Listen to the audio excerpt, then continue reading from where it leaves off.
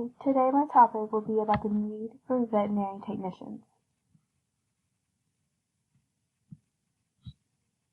Veterinary technicians have many roles, but some include performing diagnostic tests and x-rays, preparing animals and instruments for surgery, administering medications, vaccines, and treatments, providing emergency first aid or general nursing care, and observing and reporting on the behavior and condition of animals.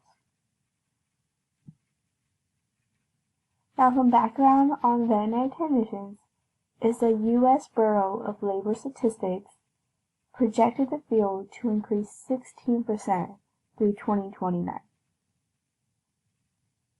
Veterinary technicians are required to go to school for 2 years from an accredited college, where is licensed to teach that course. But that is only required in some states. In other states, it may only be required to work at a clinic and gain experience and work as a veterinary technician through that way. But if the technician were to move to another state where it was required to have schooling, they would not be licensed to work as a veterinary technician. Now, like any other field, there are issues within the veterinary technician field. The first issue I'll be talking about today is how technicians deal with a amount of daily issues. And that may include managing frightened animals, handling stressed pet owners, and working with research animals. The next topic I will be talking about is the shortage of technicians, and that may be due to feeling burnt out, not being able to handle the workload, and feeling as they do not receive any recognition. But when technicians leave the field, that causes more stress on the technicians who are still working in that field by giving them more of a workload.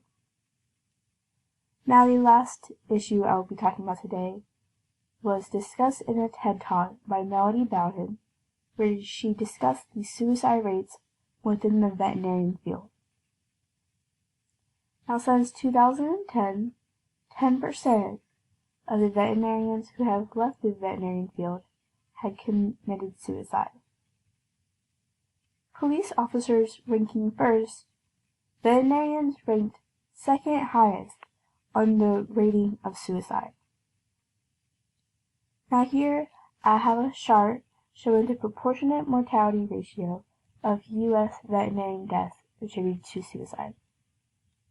Now this goes all the way back to 1980 and all the way up to 2014. Now we have a line for female, which is orange, and a blue line for male. Now, according to the AVMA, they stated that male veterinarians were 2.1 times as likely, and female veterinarians were 3.5 times as likely to die from suicide compared to the members of the U.S. general population. Now, a solution that the veterinarian technicians have come up with is the title change to veterinary nurse from veterinary technician. When people hear of the title veterinarian technician, they think of someone who may work with equipment such as the technology, or someone who may clean up around the clinic. But the title nurse is already associated within the health area. And when people hear the title nurse, they associate that title with helping the doctors around the hospital or someone who may work with patients. And veterinary technicians want people to think of them as in that way, but for animals. 4 years ago, the National Association of Veterinary Technicians in America formed the Veterinary Nurse Initiative, which is also known as the VNI, and it was formed to proposed to unite the profession under a single title, which is the Registered Veterinary Nurse.